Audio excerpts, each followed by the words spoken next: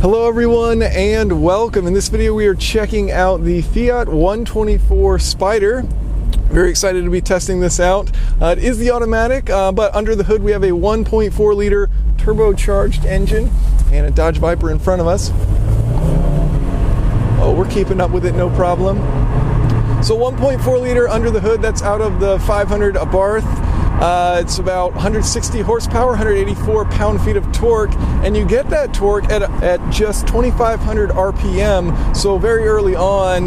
Compared to the MX-5, which this is of course based off of using the same chassis, you're going to get that torque much earlier on and you have significantly more of it. Now it is a little bit heavier, about 2,500 pounds. Versus the MX-5, which is sitting around 23 something. I'll put up the exact numbers on the screen. Regardless, it's a lightweight vehicle. You know, it's got the perfect formula where it's just a little two-seater, lightweight, rear-wheel drive, and in this case, a turbocharger. So pretty exciting. So I will say I'm about 6'1", and I fit in here very nicely. In the MX-5, I was hitting the steering wheel when I'd let my foot off the clutch. That might be the case in this vehicle, but it does seem like there's slightly more room in here for my legs, maybe just a difference with the seats or something like that. Either way, as a 6'1" person, you can sit in here confidently. You know, a little tall for it, but that said, you can't have the roof up and it's not touching my head or anything like that. It works. So spacious enough. I would like telescopic steering in this. Unfortunate that that's not offered. You can move it up and down, and I wouldn't say it's too bad. I mean, it's a decent distance from me. I'd like it a little bit closer, but it certainly could be worse. I mean, it's not a stretch by any means. So this is the Lusso. There are three trims offered. You can get the Classica, the Lusso, or the Abarth. The Abarth will add a little bit of horsepower. I believe it goes up maybe 4 horsepower to 164. The Classica, basically the entry-level model there, and then this is the kind of the luxurious model. So, you know, not a big price difference between the three, especially going from the Lusso to the Abarth. So if you do want that kind of performance-oriented vehicle, and they of course have the limited slip diff in the Abarth, which I would think, you know, would be really what you want.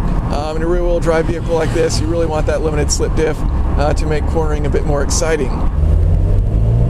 Wow. Yeah, it certainly has more torque than the MX-5, just accelerating right there. Wow. Yeah, and even with the automatic, so if you were to go with the manual, which I would of course recommend, you're going to get significantly more aggressive gearing, so you're going to be able to get a little bit more wheel torque down, and I think consequently it's going to be the funner vehicle. But that said, the more fun vehicle, let's use some grammar here, but that said, this automatic is surprisingly quick. I love these kind of cars. As far as the steering, I'd say, you know, it is pretty sharp, it is pretty responsive. That said, it's not very communicative, it doesn't really give you any feedback, so it's a more luxurious experience, kind of more, I guess, just removed as far as the steering. I mean, it's responsive, so you get that kind of quick turn in, but that said, you don't really feel the road too much through the steering. And that may be what they're going for with this, honestly, because, you know, there is going to be some differentiation between this and the MX-5, where that car is certainly, you know, a bit more, I guess, oriented towards the driving experience, and this one's a bit more luxurious. They've added about 5 inches to it, so they've added cargo space.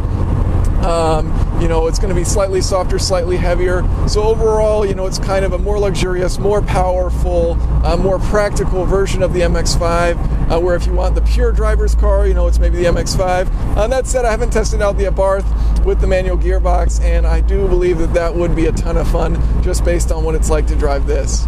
So it does have a manual shifting mode. We'll test that out.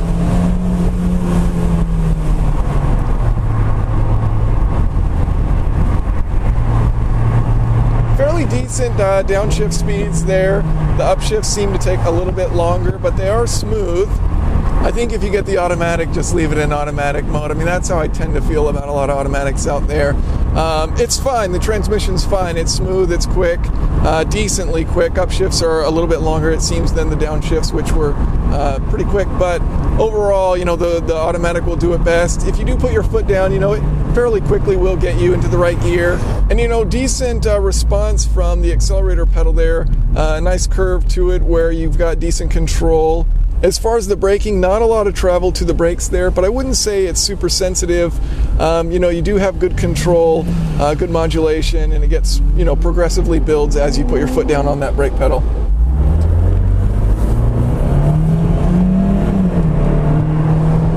Yeah, I mean, honestly, the acceleration in this is pretty impressive. It's certainly quicker than my S2000. So as far as the major differences of this versus the MX-5, basically you've got all new sheet metal on the exterior, so it's a completely different looking car. They've used the same chassis, but then they've swapped out the powertrain, and of course, it's got different tuning. So it's got more power, and then, a differently tuned suspension, to basically compensate for the fact that it has additional weight. It's a little bit longer, things like that. So different suspension tuning, different powertrain. And I do think it's awesome that, both of these vehicles are being built, because Roadsters aren't exactly the most common vehicle purchases out there, and I think when there's a variety out there, it's an awesome thing. Now, part of the way to do that is you have to have volume.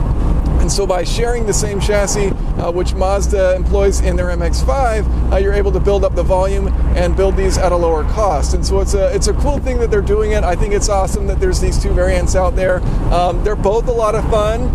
Personally, if I were to choose one, I'd probably just want the lighter MX-5, but I could certainly see this from a road trip kind of standpoint, where it's a bit more comfortable. You've got more usable torque in it, actually, and you've got a little bit more space in the back. So both of them awesome cars. I'm excited that they're both made. Seriously, this is something that you should go out there and test drive. These are just a ton of fun. So thank you guys for watching, and if you have any questions or comments, feel free to leave them below.